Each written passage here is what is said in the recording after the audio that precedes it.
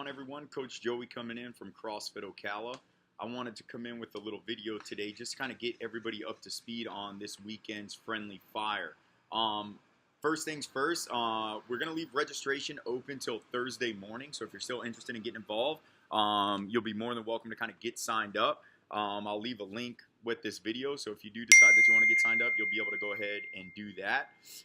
The other thing is I wanted to kind of get everybody up to speed as far as the workouts go, just to kind of clarify some things.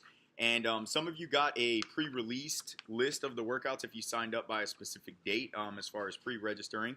We're going to make some small changes, not so much to the workout themselves, but to the order. We had some people testing this out, and we figured that if we changed the order a little bit, it would kind of help with the flow and the intensity of the workouts for everybody who's competing. So just to kind of go through everything, WOD number 1, this will still remain WOD number 1. For RX is 12 minutes for each partner to establish a 3-rep max overhead squat. The barbell does start from the ground, so that means you could get it overhead however you'd like, but the barbell does need to start from the ground as you start your set of 3. You may also take as many attempts as you want, but there is a 5 burpee buy-in for each attempt by the attempting partner, meaning that if I do 3 overhead squats at 135 and I decide that I want to take another crack at it and try 155, I need to do 5 burpees before my attempt. I also need to do 5 burpees before my first attempt. So at a bare minimum, you're going to do at least 5 burpees, and then at a maximum, you can have as many attempts as you want. It's only done by the partner who is attempting the lift, meaning that both partners do not have to do the 5 burpee buy-in. For the scale division, instead of doing overhead squats, we're going to do front squats. Again, the barbell has to start from the ground, and the buy-in remains the same. There's going to be a 5 burpee buy-in for each attempt by the attempting partner. All right. Now, this is where some of the changes are going to come in. Originally, WOD number 2 was going to be the Hyper DT, but we're going to move the 12-minute Amrap of Fran to WOD number 2. All right. So how this works is we're going to do a 12-minute Amrap of Fran. In the RX division, it's going to be 21:59 of thrusters and pull-ups. And then in the scale division, it's going to be thrusters and ring rows. The weight for the RX division is 95-65 with pull-ups. And the scale is 75-55 with ring rows. Now, this one is going to be a little bit different as far as the buy-in. So you can partition the workout anyhow, meaning that you don't have to do it unbroken. And then when your partner comes in, there's going to be 25 double unders to switch partners in the RX. So my partner does, 21 thrusters and then 2 pull-ups, and then they want me to cycle in. I need to complete 25 double unders before I enter and start picking up where they left off. In the scale division, this is really important. It's a 15 double under buy-in, but you can scale with 45 singles. Now, you can switch back and forth in the buy-in, but you can't switch back and forth in one round, meaning that I can't start doing double unders and count the double unders and then get to a place where I'm like, oh shoot, I need to do singles. You'll have to complete double unders in that particular switch.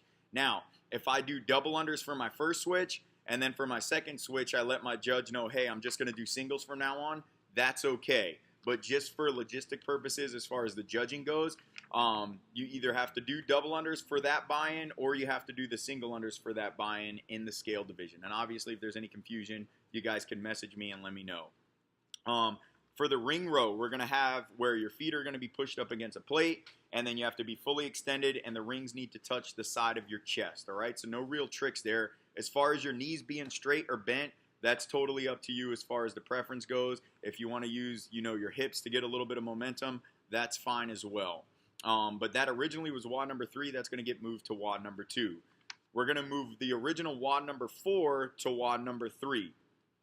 So this is going to be 3 minutes max effort burpees, 1 minute rest, 3-minute max effort box jumps, 1 minute rest, then 4 minutes max effort burpee box jumps. Now, this workout, you could, again, partition anyhow, but in order to get your turn, or there's going to be a buy-in for each partner. The buy-in is going to be a 50-foot sled push. So we'll go 25 foot down, 25 foot back, and then you could start doing your work at that point, all right? For the for the scale division, you could sub in step-ups. For the RX division, it must be a box jump, all right? The box height is the same, 24 inches for gentlemen, 20 inches for ladies in both divisions, all right? Now, WOD number 2 originally is now going to get moved to WOD number 4. This one is probably the most difficult of the workouts, and this is hyper DT. So if you've been CrossFitting for any length of time, you know that DT is typically a 12-9-6 of deadlifts, hang power cleans, and then shoulder to overhead, but it's done at a little heavy weight. It's 155 normally for the guys, and I believe 105 for the ladies. What we're going to do is for the RX division is going to be 115 for guys, 85 for ladies, and then the scale division is going to be 75 for guys, 55 for ladies. And instead of just doing 5 rounds like we would do traditionally, it's going to be for 12 minutes to accumulate as many rounds and reps as possible. Now, this one we've had quite a few questions on because there's if you drop the bar, you must switch partners. Originally, there was going to be a 5-calorie row buy-in, but we're going to change it to either 10 sit-ups in the scale division or 10 GHD sit-ups in the RX division. The biggest question came in is in the drop the bar, you must switch. So anytime the bar gets dropped, there has to be a buy-in. So people were saying, can you hand the bar off for this, that, and the other? The answer to that is no. If you transition partners, you have to do the buy-in to the next round. So you're going to drop the bar. The other question that we got is going from the deadlifts into the hang power clean. A lot of people like to deadlift with the reverse grip. So there's a couple of different options.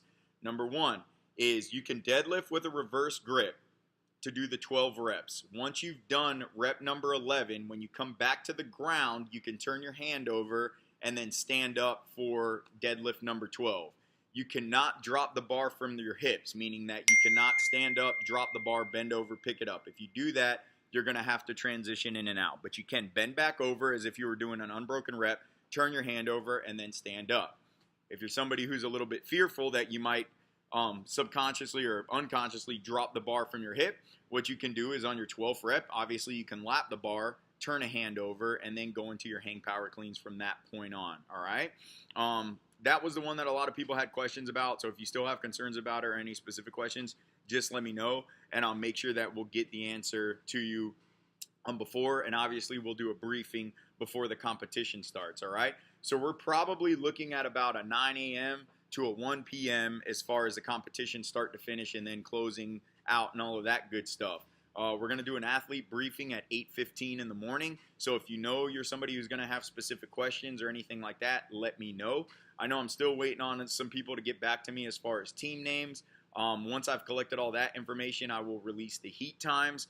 If there's anybody who has any special concerns or time constraints or anything like that, I know I've talked to some people individually. Just let me know, and I'll try to be as amenable as I can to that. All right, you guys? This is always a really fun competition every year. I like to keep it really, really local, so there's going to be a lot of people that you've seen and competed with, and we just kind of keep it fun and light and have a good time. I'm excited to seeing everybody there. So if you have any questions before then, let me know. If not, we'll see you guys Friday morning. Have a good one.